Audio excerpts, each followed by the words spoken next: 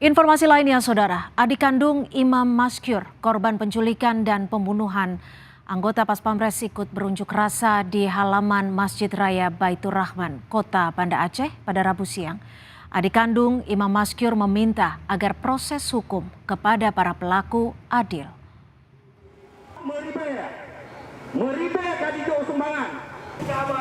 Adik kandung Imam Maskur ikut serta bersama massa dari Solidaritas Masyarakat Aceh untuk Keadilan berunjuk rasa untuk mengawal proses hukum terhadap anggota TNI tersangka penculikan dan pembunuhan Imam Maskur agar dihukum seberat-beratnya.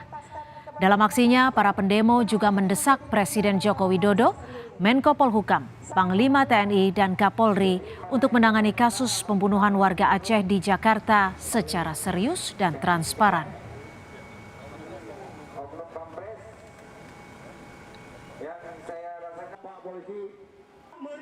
Jadi keluarga harap menuntut keadilan seadil-adilnya atas keluarga kami. Sebagaimana keluarga kami yang tidak ada lagi abang, yang mana dia orang yang menafkah kami, adik-adik kami, abang kami. Polda Metro Jaya telah menangkap 3 warga sipil yang terlibat dalam kasus penculikan dan penganiayaan yang menewaskan Imam Maskur. Ketiga tersangka kini ditahan di Polda Metro Jaya. Dari ketiga tersangka, 1 diantaranya adalah kakak ipar Praka RM yang merupakan anggota Pas Pampres. Kakak ipar Praka RM dalam kasus ini berperan sebagai driver. Sementara 2 warga sipil lainnya belum diketahui perannya seperti apa.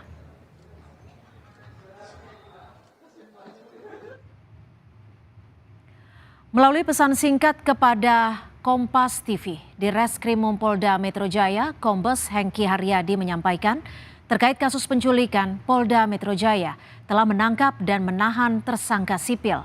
Total 3 orang sipil ditahan Polda Metro Jaya terkait kasus ini. Direktur Eksekutif Amnesty International Indonesia, Usman Hamid, mendesak 3 oknum anggota TNI pelaku penculikan dan pembunuhan warga Aceh Imam Maskur diadili di peradilan umum. Menurut Usman, ketiga pelakunya melanggar pidana umum dan penegakan hukumnya berada di tangan polisi, jaksa, dan hakim. Undang-Undang TNI tahun 2004, TAP MPR tahun 2000 mengatakan anggota TNI yang melakukan pelanggaran hukum pidana umum tunduk pada peradilan umum. Tetapi TNI mengatakan, oh kami punya undang-undang tahun 97 yang mengatakan kami punya wewenang. Loh, bukankah ada azas hukum bahwa hukum yang lebih baru mengesampingkan hukum yang lebih lama?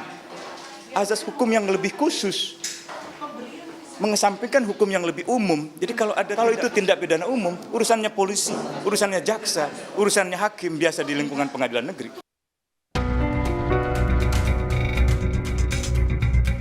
Penyidik Polisi Militer Kodam Jaya masih menyelidiki motif lain dari penculikan hingga pembunuhan Imam Maskur.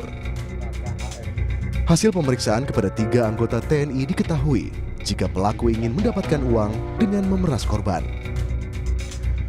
Komandan Pomdam Jaya Kolonel CPM Irsyad Hamdi Bey Anwar menjelaskan, jika pelaku tak hanya menculik Imam Maskur sendiri, namun juga menculik 1 korban lainnya yang dilepaskan setelah penganiayaan terhadap imam berujung kematian.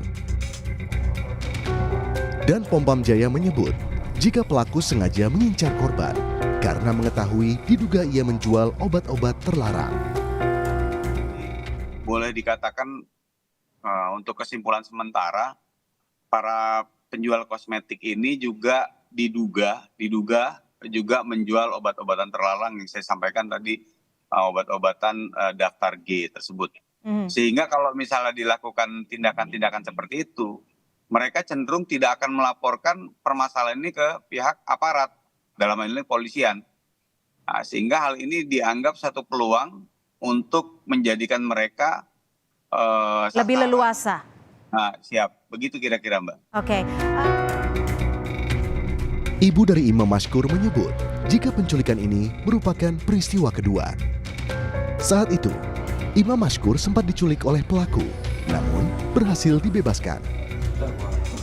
sama abang dia, Hmm. Said Sulaiman.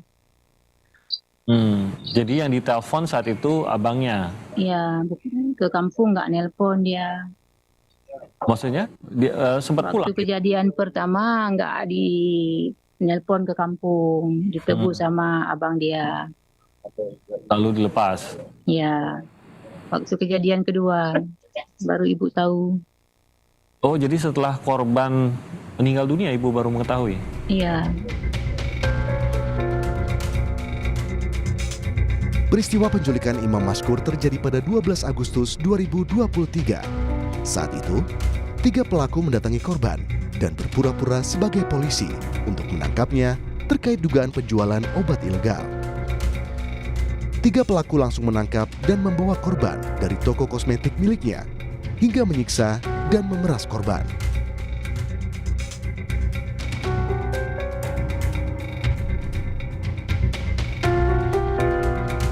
Pelaku meminta korban untuk menelpon keluarga untuk dikirimkan uang senilai 50 juta rupiah.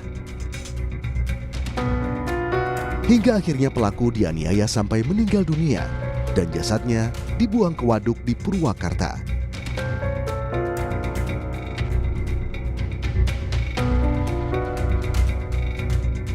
Atas peristiwa ini, 3 TNI yang menganiaya Imam Mashkur hingga tewas telah ditetapkan sebagai tersangka bersama 1 orang warga sipil.